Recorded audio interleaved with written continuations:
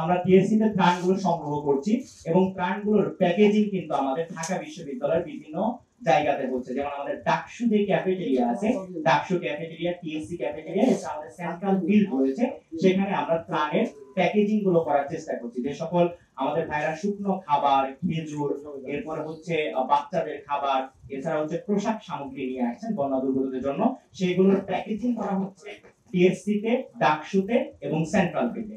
এরপরে এই প্যাকেজিং করা যে সকল ত্রাণ সামগ্রী রয়েছে সেগুলোকে আমরা হচ্ছে ট্রাকে করে আমরা বিভিন্ন জেলা শহরগুলোতে আমরা কিন্তু পাঠিয়ে দিচ্ছি। এখন একটা বিষয় উঠে আসতে পারে যে আমরা আসলে কিভাবে বিতরণ কর্মসূচিটা বিতরণটা করছি। আমরা সেটা করছি হচ্ছে, দেখুন, একদম রুট পর্যায়ে কিন্তু আমাদের ঢাকা বিশ্ববিদ্যালয় সহ অন্যান্য বিশ্ববিদ্যালয় এবং কলেজের বৈষম্য বিরোধী ছাত্র আন্দোলনের সাথে সম্পৃক্ত স্টুডেন্টরা রয়েছে। তারা আমাদেরকে তথ্য দিচ্ছে কোন এলাকায় কিরকম মানুষ আসলে তাদের খাবার প্রয়োজন, কিংবা কতগুলো ত্রাণ সামগ্রী যদি আমরা পাঠাই সেখানে আসলে সেটা কিংবা তাদের একটু সহায়তা হবে।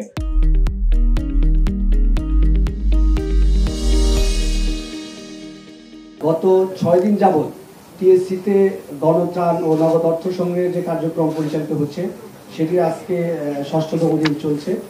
এটি কি পরিমাণ স্বতঃস্ফূর্ত এবং আলোড়ন তৈরি করেছে ইতিমধ্যে আপনারা জেনেছেন। হাফিজ যেটা বললো যে ছোট শিশুর টিফিনে জমানো টাকা থেকে শুরু করে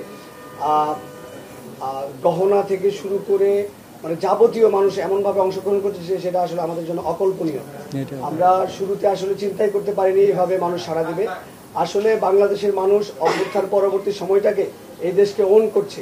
এই দেশের মানুষ যে ঐক্যবদ্ধ সেটি এই কার্যক্রমের ভেতর দিয়ে তারা নিজেদেরকে জানান দিচ্ছে। টিএসসিতে গত 6 দিনে গতকাল রাত 10টা পর্যন্ত আমাদের নগদ অর্থ কালেকশন হয়েছে 5,73,99,690 টাকা। টিএসসিতে গত 6 দিন মানে গত 6 দিনে গতকাল রাত 11টা পর্যন্ত আমাদের নগদ কালেকশন যেটা বুথের মাধ্যমে হচ্ছে সেটি হচ্ছে 5,73,99,690 টাকা। এছাড়াও আমাদের যে মার্চেন্ট অ্যাকাউন্টগুলো রয়েছে বিকাশ, নগদ এবং রকেট, এগুলোর মাধ্যমে আমাদের প্রায় 60 লক্ষ টাকার মতো আমাদের এসছে। আরও বেশি হবে, কারণ হচ্ছে আমরা এত ক্রাইসিসের মধ্যে যাচ্ছি, একটার পর একটা ঘটনা ঘটছে, আমরা বিস্তারিতভাবে আসলে ইয়েটা দিতে পারছি না। আমরা প্রতি 3 দিন পর পর আমাদের বিস্তারিত তথ্যগুলো দিচ্ছি। আমরা আগামী পরশু আমরা এই ব্যাংকিং বা আমাদের মোবাইল ব্যাংকিং মাধ্যমে যে অর্থগুলো এসছে সেগুলো বিস্তারিত তথ্য আমরা 3 দিন পর পর প্রেস ব্রিফিংয়ের মাধ্যমে ঢাকা বিশ্ববিদ্যালয়ের সেন্ট্রাল মাঠ থেকে আমরা সেগুলো বলে দিচ্ছি।